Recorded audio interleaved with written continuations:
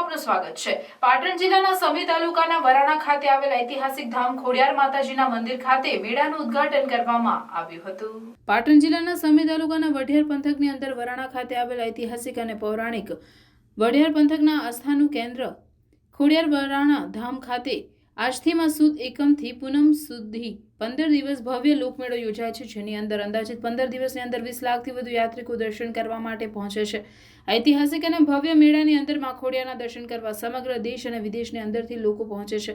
મેળાનું ઉદ્ઘાટન કરવામાં આવ્યું, જેમાં પાટણ જિલ્લા પંચાયતના પ્રમુખ હેતલબેન ઠાકોર, રાધનપુર વિધાનસભાના ધારાસભ્ય લવિંગજી સોલંકી અને ચાણસ્માના ધારાસભ્ય દિનેશજી ઠાકોર, ગામના સરપંચ અને તલાટી કમ મંત્રી અને વહીવટી અધિકારીઓ, ભારતીય જનતા પાર્ટીના કાર્યકર્તા અને ગ્રામજનોની ઉપસ્થિતિની અંદર અને પૂર્વ ધારાસભ્ય નાગરજી ઠાકોર અને તલાજી વજાજી ઠાકોર ડેલિકેટની અંદર ઉદ્ઘાટન કરવામાં આવ્યું।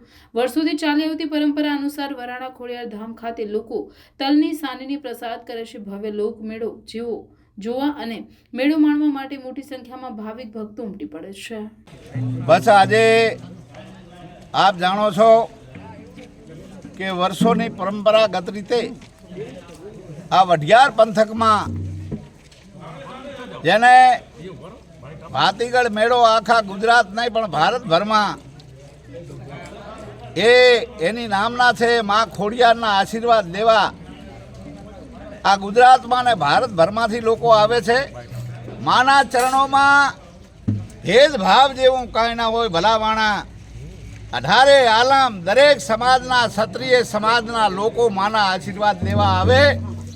એમાં અહીંયા ચાણસ્માના ધારાસભ્ય કોંગ્રેસના છે, અમે અમારા બધા માણસો અમે બીજેપીના છીએ, પણ માના ચરણોમાં જાય જેમ કે મંદિરમાં જાય એટલે આપણા જે જૂતા છે બૂટ છે એ બારે ઉતારીએ, એવી રીતે માના ચરણોમાં કોઈ ભેદભાવ મારા મનથી જણાતો નથી, પણ આવે અને દરેકને માં આશીર્વાદ આપે છે।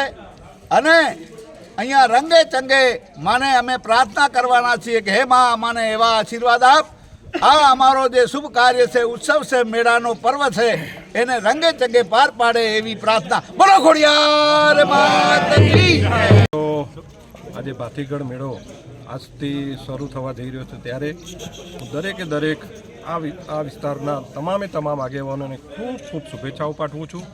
આ મેળાની અંદર બધા ખૂબ લોકો લાખોની સંખ્યામાં જ્યારે આવતા હોય ત્યારે દરેકે દરેક પોતે પોતાની વ્યવસ્થા શાંતિથી જાળવે અને એનું તંત્રનો સાથ અને સહકાર આપે એવી હું દરેકને વિનંતી કરું છું। અહીંયા મને જે આમંત્રણ આપ્યું છે સ્થાનિક સરપંચશ્રી તેમજ તમામ આગેવાનો જે આમંત્રણ આપ્યું છે એ તમામનો ખૂબ આભાર માનું છું।